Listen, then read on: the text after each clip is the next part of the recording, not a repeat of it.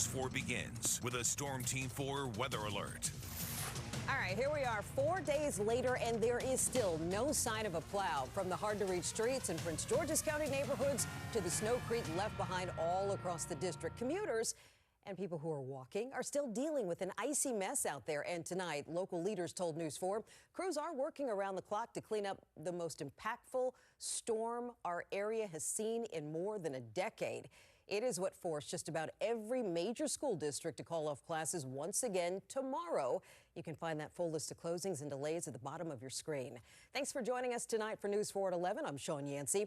We have live team coverage again tonight on the conditions in your neighborhood. Dominique Moody is in Prince George's County, but we begin tonight with Jackie Bensen live at the Tinleytown Metro Station.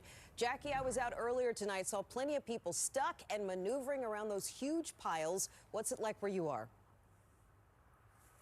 Well, I want to show you. Everybody is coming out of this metro station. Take a look at this, Sean. See that little path? That was worn by feet, not by a shovel. It picks up with another very sad little narrow path on the other side of the street. I think a lot of people right now are feeling frustrated. They are feeling as if they are forgotten in some cases, and everyone is getting this feeling of, when might things get back to being even a little more normal feeling? Well, we have some video to show you that should give you a little hope. One after another, the big dump trucks were lined up for blocks, waiting to turn from Oklahoma Avenue into a parking lot at the RFK Stadium site. They kept coming and have been for over 24 hours now. Each one was filled to the brim with snow.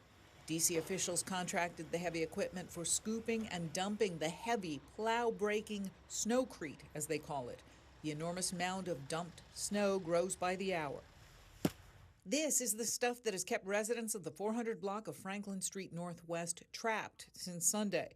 The narrow street has become a frozen canal, cars entombed in ice as hard as rock.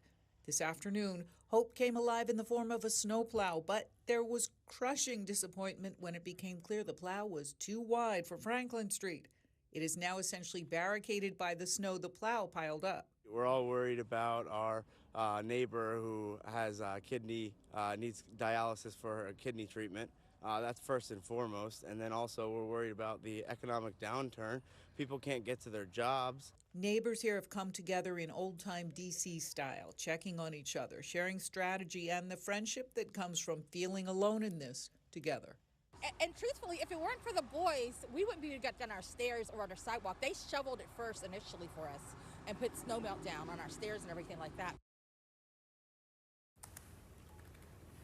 And I know a lot of people are bonding over sharing social media posts and commenting on them, including one.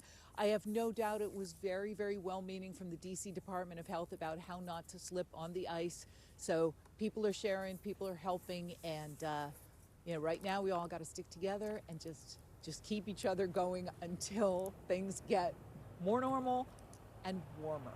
Live in Northwest, Jackie Bensen, News 4. Back to you, Sean. That's great advice. And I feel like, Jackie, the people who were in your story talking about how someone else came through and helped, that's what we're seeing. And I think that's what's all giving us a little hope tonight, the community coming together to help out. Thank you, Jackie. Absolutely. Tonight, roads in Prince George's County, some are still unpassable, even though County Executive Aisha Braveboy said yesterday she wanted all county streets to be passable by midnight. We saw some progress today when we checked neighborhoods around the region, but tonight, many people are still asking for help digging out. News 4's Dominique Moody is live in Temple Hills. Now, Dominique, what did the people that you ran into today have to tell you? Sean, neighbors tell us that it's really those residential areas, secondary roads that are really giving them a lot of problems. Just take a look right now and you can see this street. This leads up to an elementary school. And then also, Nick, if we can pan over, I want to show the sidewalk. It is a sheet of ice. Meantime, county leaders say they are working to make sure that they get around the county to hit some of those areas.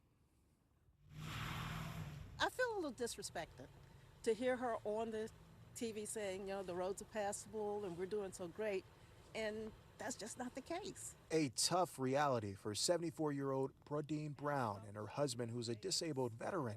This is their Temple Hills driveway. Now look at this. It's the road they need to travel to make it to the passable road on 23rd Parkway.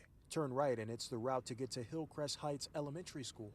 Brown says she did have success signing up for the county's Silver Shovel program to help those who are 70 years old and up with limited mobility. However, I got an email saying you've been approved, and this evening it says you've been approved and we've signed you up with a contractor, but it gives no estimate as to when they're going to be here and what they're going to do. We're up to about 800 individuals served. We had over 4,000 individuals apply. I think we verified about 2,300 of them. County Executive Aisha Brayboy says she spent time on the roads today, traveling with crews to get to areas that needed to be dug out.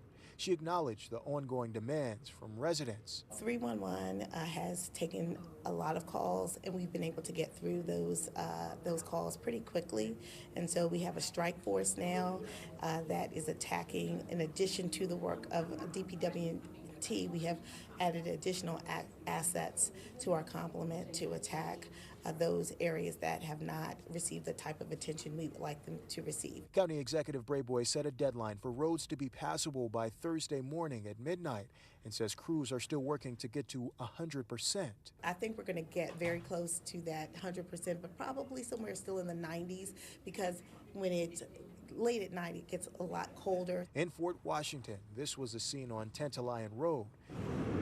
Once you turn onto Monterey Circle, that's when you're in for a bumpy ride. We caught up with Ron Weiss, describing his neighborhood. I've noticed ice and snow and not much else. No, I don't see much plowing. Well, I haven't seen any plowing. Just about 2 o'clock this afternoon, a truck came by and salted the streets, but that hasn't had any effect. As for Weiss and his neighbors, they're hoping plows come through so they're able to make it out. The crews that are out there, they're working hard. The people who need their help, I hope they can hold on until they get help. County executive, she says that they are still working to ensure that they're able to hit all those areas around the county. Meantime, Sean, we know that Prince George's County Public Schools are closed tomorrow. Back to you. You can understand why buses cannot navigate through neighborhoods, and you got an elementary school there behind you. What a mess out there. Dominique, thank you. Well, if you live in Prince George's County or even Montgomery County, WSSC is asking you to limit your water use for a third day. The utility company is working to fix several water main breaks and leaks right now, so they're urging all of their customers to only use water if necessary. That means take shorter showers, don't leave your faucets running, and consider skipping out on flushing your toilets after every use, and limit using washing machines and dishwashers.